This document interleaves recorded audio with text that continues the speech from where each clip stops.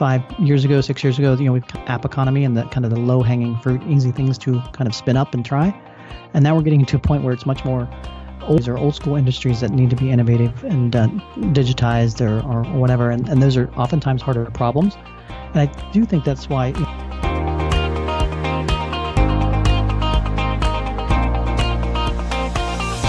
Welcome to Future Squared, the podcast all about corporate innovation, entrepreneurship, and self-improvement. My name is Steve Glaveski, and each week I'll bring you conversations with thought leaders such as Kevin Kelly, Brad Feld, Steve Blank, Gretchen Rubin, Tim Harford, Adam Grant, Tim O'Reilly, Tyler Cowan, and many, many more on topics that will help you gain a distinct advantage, not only in the world of creativity and innovation, but in your entire professional and personal life. Each and every Friday, I'll bring you Fast Fix Friday, some short, high-impact and easily digestible insights to have you finishing your week on a high. Future Squared is powered by Collective Campus, a corporate innovation school, consultancy, and startup accelerator that works with large organizations to help them unlock their people's often latent potential to create more impact for humanity and lead more fulfilling lives. If your organization needs help coming up with ideas, testing and turning those ideas into reality, creating a culture of innovation, or partnering with startups, visit collectivecampus.io. So without further ado, let's get into today's podcast. Welcome back to Future Squared for episode number 231 with Brian Ardinger. Brian is the founder of NXXT, the Inside Outside podcast, and the I.O. Summit. For over 25 years, Brian has been helping entrepreneurs and enterprises navigate and compete in a world of change and disruption. He has led efforts with startups and corporations to engage the latest trends, tools, and tactics to accelerate innovation, launch new ideas, and build better products. Before NXXT, Brian founded the seed stage accelerator NMotion and co-founded the corporate innovation consultancy Econic. He served as Chief Marketing Officer at Nanonation, working with some of the best brands in the world, including Apple, Pepsi, Target, Nike, and Harley-Davidson, one of my personal favorites.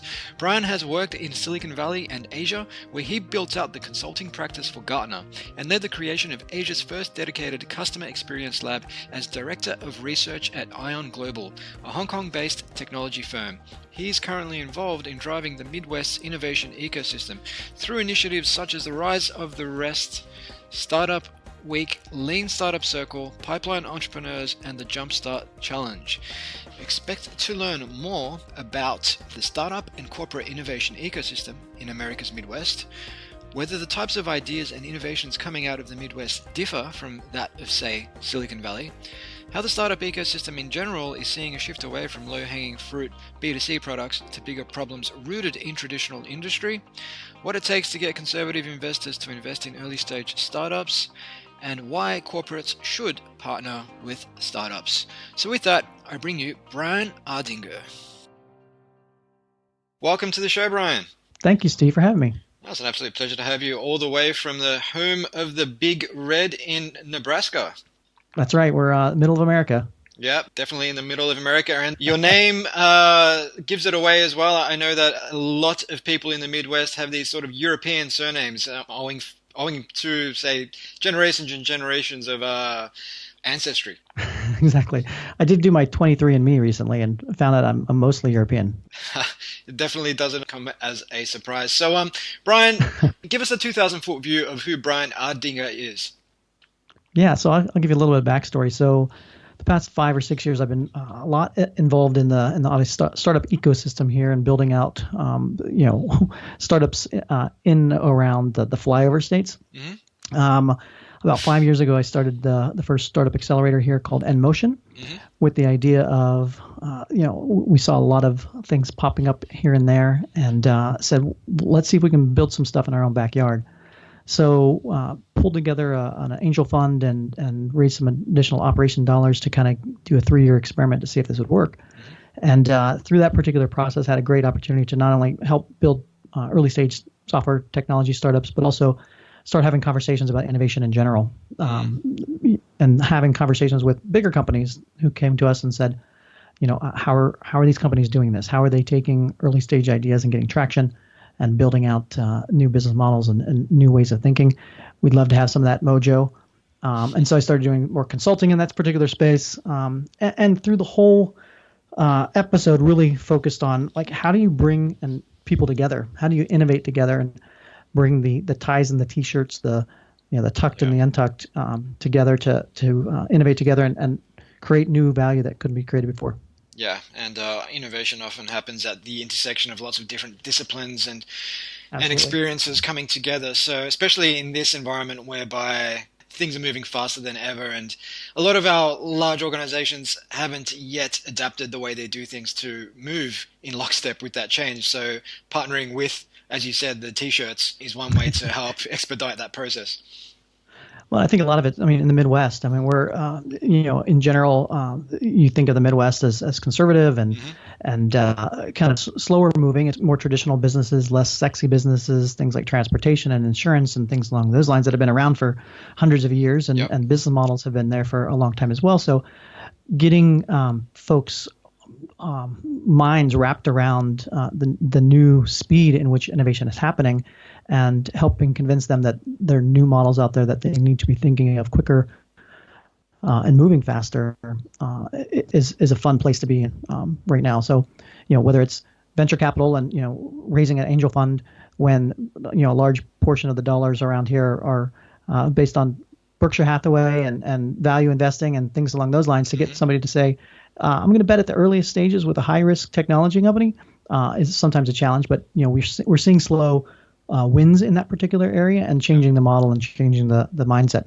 Yeah, and I think that's worth pulling apart because we see that across a lot of different parts of the world, which I suppose we often associate with being a bit more conservative. I know yourself, you spent about 6 years working in Hong Kong, and I know a lot of Chinese investors in general. When it comes to startups, there is a tendency to focus on more, say, your scale-ups, where they've already got traction, they've perhaps already raised several $1 million.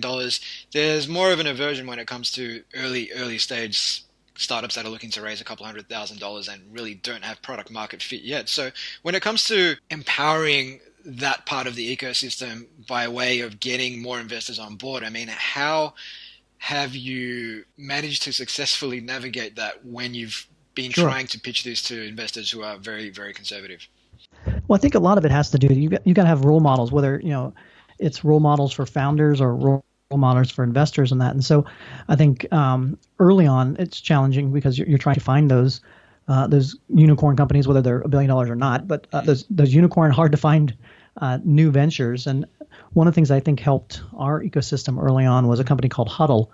Yep. And Huddle was created by 3 guys in the university I think it's about 10 years ago by now. But they were kind of one of the first companies that proved that this model worked and that technology companies could be built outside the valley. And what they did is, so they're probably the leading provider of video analytics for coaches. And I think they probably own about 90% market share for high school football coaches that use this particular platform, and now they're in other sectors in that. But having a company that went from 3 people to now a 6-story headquarters building in downtown here and 400 people and multiple acquisitions and things along those lines kind of gives that story or that one opportunity to say, hey, here's how the models worked and here's how it can work in our backyard. And then it starts slowly to build out that next level. And I think the same thing can be true for, founders as well. If you look around, Ev Williams is a Nebraskan, and he moved away to Silicon Valley to build up Twitter. And so it's not the talent. The talent's here. It's but giving them a platform and giving them role models so that they can say, at some point I could build something here or attempt to build something here, and I have infrastructure and people and capital and things that allow me to do that versus I have to go to the valley to make something happen. Yeah, I think that's a great point on models, whether it is the individual founder or the company. And I think we've seen a similar thing play out here in Australia in the past 10 years or so with companies like Atlassian, 99 Designs and Freelancer perhaps leading the way. And they're oftentimes out there waving the flags and showing that, hey, we did this. I mean, in the case of Scott Farquhar and Mike Cannon-Brooks, the founders of Atlassian, they were just two guys out of university who didn't want to get a job, getting $40,000 a year working for some IT company, and basically said, look, let's just build a company that's going to make us at least $40,000 a year, so we don't have to work for someone else. And they did that, and now it's grown to become a $1 billion plus company, and they're home of Jira and all these other HipChat and all these other tools that are pervasive in the tech ecosystem today. But you need those flag bearers, if you will, to come out and show you that this is possible, and no, you don't need to come from a privileged background or anything like that to have the opportunity to get out there and create that change and build a company that, whether it's $1 million company or $1 billion company, but just show people that you can do this. Right. And I think the same thing's now happening in the corporate set now. We're seeing more and more corporate teams that recognizing that, hey, what I couldn't build this 5 years ago because the tools weren't there, the market wasn't there, whatever.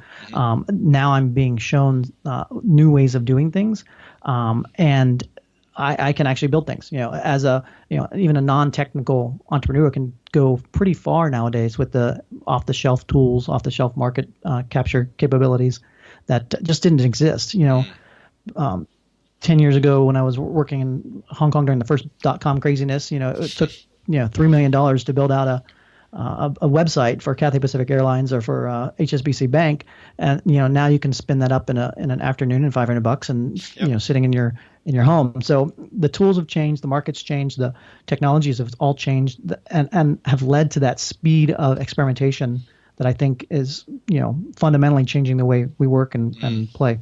Yeah, and I think a lot of it today also comes down to awareness of those tools, which I think in some cases is still lacking, whether it's amongst your large corporates or even amongst startups who, especially your first time, green as hell entrepreneur who thinks, hey, I've got this great idea, and what they oftentimes do is go and engage some kind of app development agency, drop $50,000. They haven't really tested any assumptions. They've got this product which is just based on their initial idea and doesn't really take them too far, but then they've dug themselves a big hole, and mentally and financially it's hard to get out of that. So I think the kind of work that you're doing to spread the word about these tools by virtue of your podcast, which we'll talk about later, and the conference, I think that kind of stuff needs to happen everywhere, and particularly in places like the Midwest where you're trying to stoke this innovation bonfire. It's just showing people what's possible, and that, hey, you don't need a lot of capital to get started.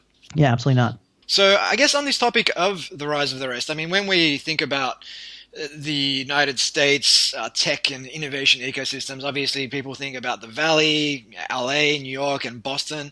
But Steve Case, the founder of AOL, recently came out and launched the Rise of the Rest seed fund. I believe it was a $150 million seed fund. He had guys like Sean Parker, Jeff Bezos, Eric Schmidt, and Ray Dalio on board. So, I mean, how are we seeing things change or evolve in the Midwest insofar as that startup ecosystem is concerned? And are we seeing different things come out of the region that perhaps we wouldn't see coming out of, say, the Bay Area? Yeah, I think absolutely. And, I had the opportunity to meet with Steve in that, and he brought the Rise of the Rest here to Lincoln, not last year, but the year before. So I've been in that process of, both raising our hand and saying, hey, Steve, look over here. And there's things going on in our backyard, and to be part of that particular program and to kind of highlight some of our startups and some of the things that are going on here was a nice privilege to have. As far as, what I'm seeing in my backyard and traveling around the United States outside the Valley, I think you do see a different type of company. And, I often talk about, like, in the Valley, you can go from back of the napkin idea all the way to IPO, and you've got virtually everything you need in the ecosystem to make that happen. Capital, mentors, experience, all that kind of stuff is still hard, but it's all there. Where in the places outside of the Valley, it's either more distributed or just more challenging to get there. So you have to sometimes take different paths. So one of the things that talking about Midwestern entrepreneurs and that is like, hey, you probably need to get to traction a lot faster than if you're trying to build Facebook. The chances of you raising enough venture capital to limp along to figure out your business plan or to get enough users that it makes sense and growth for growth's sake, it may not work with investors in your backyard. So if you're going to build a company here and you want to build it here, you're going to have to look a little bit differently. Try to find customers earlier. And that's why trying to find this match between startups and corporates, I think, is so valuable as well. It's because you can find those early beta clients. You can and help build those companies together. And I think that allows you then to, do things that are different in the Valley as well. So, like, for example, one of the companies that came out of NMotion, I don't think would have ever started in the Valley, but it was a company called Quantified Ag. And they eventually created this Fitbit for cattle, which allowed the cattle ranchers to kind of monitor the health of the cattle and that. And there's plenty of people doing ag tech in the Valley, but it's very much coming from folks that have never stepped foot on a farm and they're doing great jobs of kind of talking to farmers and doing all that kind of stuff. But there's something to be said about a person who's been in that particular environment and kind of understands some of the core problems and then applies technology to those new problems. May have a different take than companies just technology for technology's sake.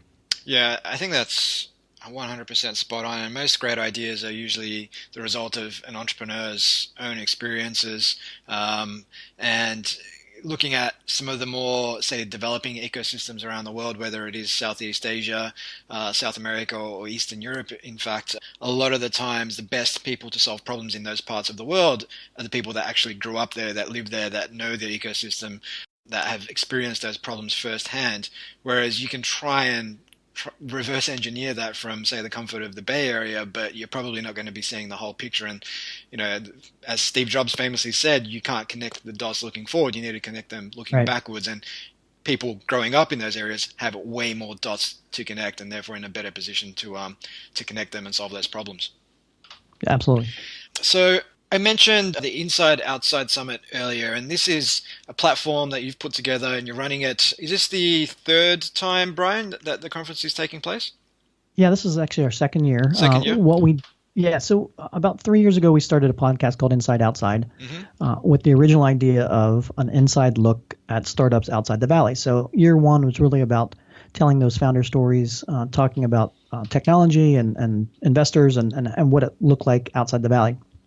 Year two, we launched Inside Outside Innovation, focused on the corporate side of that equation and how our corporations innovating in that. So as we did more and more podcasts and as we had more and more conversations, the next logical thing, people said, well, like, we'd love to get together and have more of these conversations face to face. So we decided last year to launch the Inside Outside Innovation Summit with the idea, again, of bringing the ties and the T-shirts together to see what happens when you put them in the same room and kind of force those collisions a little bit more. So last year we hosted the event. We had about 600 people, 68 startups on the showcase floor, about 40 speakers that we brought in from all around the world. And then we had a grand old time over 2.5 days, making connections and having a pitch competition and a lot of different ways that startups could meet customers and investors could meet startups and the whole thing. So we had enough fun last year that we decided to be sadistic and do it again one more time. These things are never easy to do, but we decided to pull it again together. So we've got an amazing group of speakers. You're one of them. We're excited to have you coming out all the way from Australia to be a part of that. Looking forward to it. But we got people from Indiegogo and Orlando Magic and authors and people like David Bland, who have been in the trenches of lean startup since the very beginning. So we're excited to bring those people out here to showcase what's going on here in the Midwest and quite frankly to kind of learn and collaborate and innovate together. Yeah, definitely. And you mentioned the Orlando Magic. So we've got Jack Alkins from the Orlando Magic Innovation Lab and Natalie Fratto from Silicon Valley Bank and a number of other amazing speakers. So I'm really looking forward to heading out there. And like you said, hitting one of these flyover states that normally us Australians would just, like you said, fly over from West Coast to East Coast. So for me, it's an opportunity to get out there into the real heartland of the USA and expand my thinking and collect more dots. And I think it will be an awesome experience particularly for people who aren't from the Midwest, to head out there and just see what the rest are doing. Yeah, absolutely. I mean, I think that's one of the things that, as a smaller community in the Midwest and that, we realize that we're not going to have all the things that an entrepreneur or founder needs. But, what we can do is start making those connections to other ecosystems, other people, other ways of thinking, so that it's faster and quicker or more effective when that person needs that connection. It's like, oh yeah, I can introduce you to an investment team in Chicago, or hey, here's a founder that we've been working with in another city that has done that before. And again, the density is there, but if you don't have the density, you've got to create that density some other way. Yeah, definitely. And I know that density is such an important factor. And I had Brad Feld on my podcast well, about a year ago, and he was talking about the Boulder ecosystem in Colorado and how it's such a small community, 100,000 people, but there is such density whereby it's hard to go out to a cafe and not bump into, a VC, an angel investor, a startup founder, or something like that. So everybody knows each other. And so you have this organic sort of network of introductions and whatnot that helps stoke that fire and keeps the ecosystem growing. So it punches arguably way above its weight. In fact, if you were to look at the Boulder ecosystem per capita, it's probably the biggest ecosystem in the world. And it's one of those things that it's very hard to quantify, and especially early on. Well, why would you invest in that? But we have our own little microcosm of that here in the Haymarket district here in Lincoln, where we're 2 blocks from the university.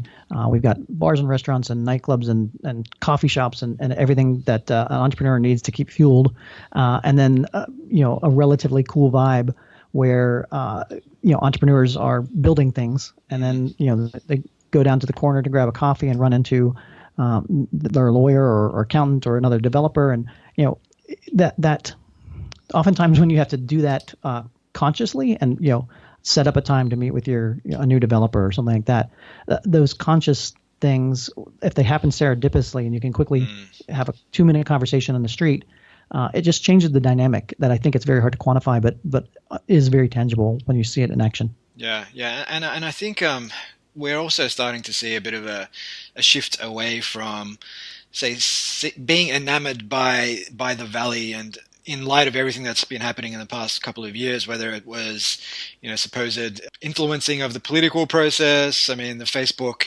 data breach recently with Cambridge Analytica, people pushing back against product design practices, which I suppose are there to addict us to our smartphones and everything else. We're seeing a bit of a push away from these practices and philosophies that ultimately serve to harden certain ideological beliefs and create divisions between communities. And I guess we're seeing a lot more people leaving the valley and moving to places like, whether it's the Midwest or not, they're moving away to Austin and moving to LA and places like that because they feel like being in the valley is somewhat akin to being in a bubble, and that you can only innovate so much in a bubble. And there's only so many Airbnbs for pets that we need. It's about, can we solve bigger problems that apply to a larger, say, population, rather than just a small sort of niche product or offering for pets or something like that. Absolutely. Well, I think we're also getting to a point where a lot of the startups 5 years ago, 6 years ago, we've kind of gone through that app economy and the kind of the low hanging fruit, easy things to kind of spin up and try. Yeah. And now we're getting to a point where it's much more old school technologies or old school industries that need to be innovative and digitized or whatever. And those are oftentimes harder problems. Mm-hmm. And I do think that's why, corporate, oftentimes startups look down on corporations because they're slow moving and don't move as fast in that. But having said that, if corporations can actually get a startup mindset and start learning some of these skills and tools, et cetera, they're going to have a pretty big advantage because not only will they have kind of inside knowledge with regard to the industry itself, but if they have the resources and tools to pull that off. Now, having said that, it's really hard to do that, to kind of change your existing business model and make that happen. But I think we are at a kind of an inflection point again in the industry of what can be built, how can it be built, and tougher problems require expertise, and oftentimes that's not 2 people in a garage initially. It's data scientists or other folks that have been in the industry and really know how to navigate policies and government and everything else that makes that a tougher problem to crack. Yeah, and I think on top of that, we're also seeing a shift away from, say, your 25 to 30-year-old entrepreneur to your 50 to 55-year-old entrepreneur who has effectively 30 years of market research behind them. Absolutely. And the challenge there that I've seen, and you mentioned shifting the business model being one, and you're definitely right. I mean, Collective Campus, we're all about unlocking that latent potential at large organizations. I mean, you've got so much talent, you've got so much capital, but oftentimes it's bound by existing processes and ways of doing things that aren't conducive to innovation. But one of the other big challenges is shifting that mindset that is pervasive at a lot of large organizations around not wanting to take the risk in case it doesn't work out, and then heads need to roll. And obviously that's pervasive of a larger culture, which in many cases is owing to 20th century management sort of philosophies. What are your views on shifting that mindset, Brian? Well, one, it's very difficult to do, but two, I think it's going to be more and more a requirement. If you think at the individual level, from what you're going to need to be able to do your job, I think the days of having a job and thinking through that job for 10, 15, 20 years and optimizing for one particular talent set, it's going to be harder to do that because I think technology, the waves, et cetera, are changing in such a way that you have to completely be able to learn faster and then execute on whatever that next level is. So, I think the companies of the future are the ones that are going to be to capture talent that is adaptable and nimble and able to flexibly morph and change as the market changes, as technology changes, et cetera. So I think a lot of it's not only just mindset, it's tool set around adaptability, nimbleness, the ability to think and learn fast is going to be the key of the next century. Definitely, and talent, capturing and retaining, more importantly, the right kind of talent can only be done if you're giving that talent an opportunity to shine and not just putting them in a particular box where they can only do so much that is listed out in their job description. Yeah, and you see that when you work with teams. I mean, when you give some teams that opportunity to say, we've done, a number of like startup weekend type of events within a corporation, and you take an quote unquote an ordinary employee and you give them a chance to see what it's like to think and move and act faster than they have been in their traditional roles. And a lot of times those light bulbs go off and say, this is kind of fun. This is something that, I'd rather be doing these things. And when you kind of unleash them, the ones that thrive in that kind of environment kind of raise their hand and make that change. Yeah. Well, people tend to rise to our expectations of them. So the podcast, Brian, it's been running now, like you said, for a couple of years. I mean, what have some of your more exciting conversations been like? And, I'm sure they've all been exciting. And, of course, you can't name one over the other and inadvertently say that the others weren't any good. But, rather than that question, what have been some of the key learnings hosting that podcast? And how has it changed your view of the world of innovation and startups?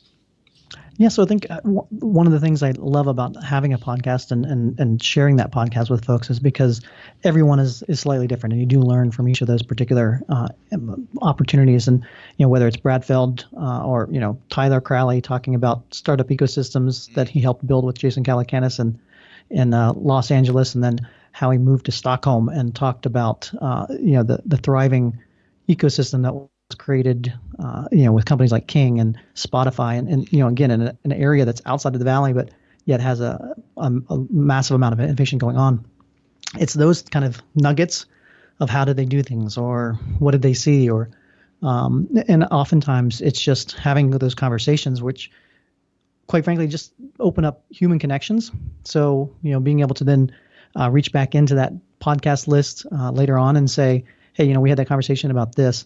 I've got a founder that needs a connection here. Can you make that introduction and that? So it's been a very valuable thing, not only for me personally, but for the ecosystem as well, to have those connections and have those stories and touch points throughout the journey. Yeah, couldn't agree more. And podcasting, I think, if anybody out there listening has the time to start a podcast, even if 5 people listen, I think it's so rewarding just because of the conversations that you have and the relationships that you build.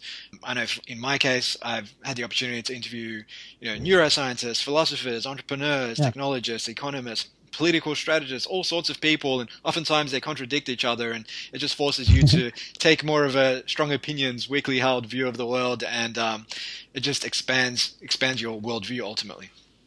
Without a doubt. So, Brian, it's time for our lightning round. 3 questions, short, sharp answers. Are you ready to rock and roll? All right. I will give it a shot. Let's do this. Question number 1, if you could work for any company at any stage of the company lifecycle, so you could be going back to a garage with Steve Jobs and Woz back in the late 70s, which company would it be and why? Boy, I had the opportunity. I was working with for Gartner Group, the IT consulting company, and helping built out their consulting practice in Asia back in the mid '90s. And I got transferred back to the Silicon Valley office back in it was probably '97, and I had a chance to go see Steve introduce the iMac. And that particular time, nobody else wanted to go. At the time, Apple was worth nothing and probably not was on its life support. But I was an Apple fanboy at the time and still am. And I said, well, I'll go and I'll cover that particular event. And those kind of moments in time that become bigger moments in time are kind of fun things to be a part of. As far as like companies that I like to work at, I mean, I've always kind of been entrepreneurial and consultative from that perspective. So I've had a chance to work with a lot of different companies, and I enjoyed that part of my lifestyle. So I don't know if I like any one particular company. I'd like to be, at a moment in time at the .com beginningness or Web 2.0 or what we're doing now, at the cutting edge of whatever that thing is next. Yeah, no, well said. And it's funny that you mentioned the iMac launch because I was literally watching the Steve Jobs movie last night on Netflix, the more recent one with Seth Rogen playing Woz, and there was a scene, obviously, around the iMac launch, so it's just bizarre that you would mention that. But anyways, question number two, Brian, is if you could ask anyone a question, dead or alive, who would it be and what would you ask? Any question, dead or alive, who would it be? Oh, boy. This always throws guests off. Maybe back to the beginning days of America and the founders of the Constitution and what they were really thinking, and then play back that conversation of how that appears today. Yeah, and it's funny, and I've had a couple of guests in the past say the exact same thing because certain times, what the Constitution and the way it was perceived and the implications and everything else that the forefathers foresaw, I suppose, at a time when the world looked very different, the United States looked very different, arguably, if you were to take that and apply it today, or if you were to bring them forward a couple of 100 years, then they may have written an entirely different constitution. Exactly. Interesting. And finally, Brian, what do you do to stay on top of your game? Obviously, you're running Next, you've got the conference, you've got the podcast, you're helping corporates connect with startups to create mutually beneficial value and unlock innovation in the Midwest. Do you have any rituals or routines?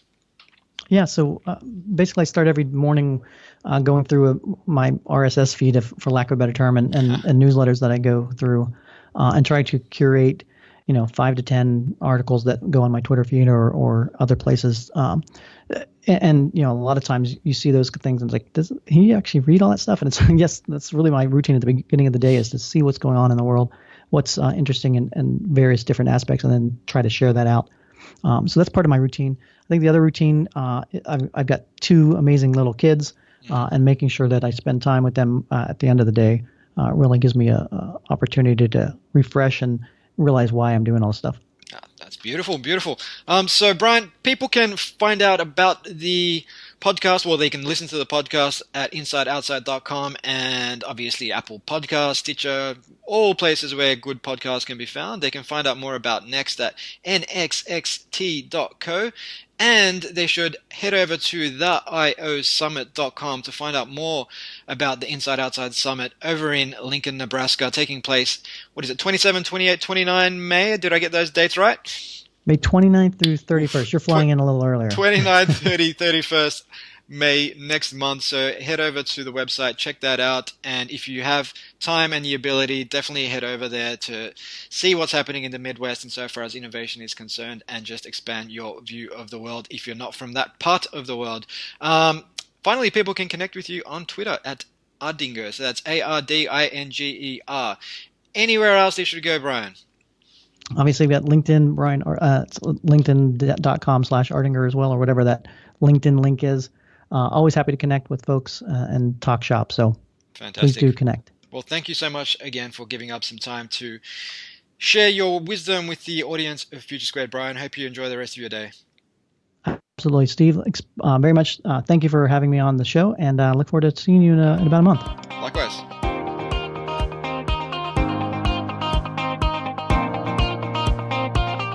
Hi guys, Steve again. Hope you enjoyed today's episode.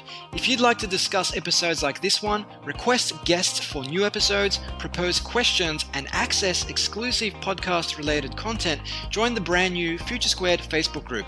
Just search for the Future Squared group on Facebook or visit bit.ly/Future Squared group. That's bit.ly/Future Squared group.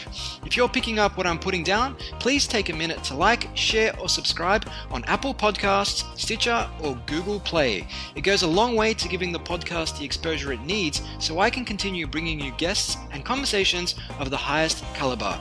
This episode was powered by Collective Campus. Until next time, Future Squared is out.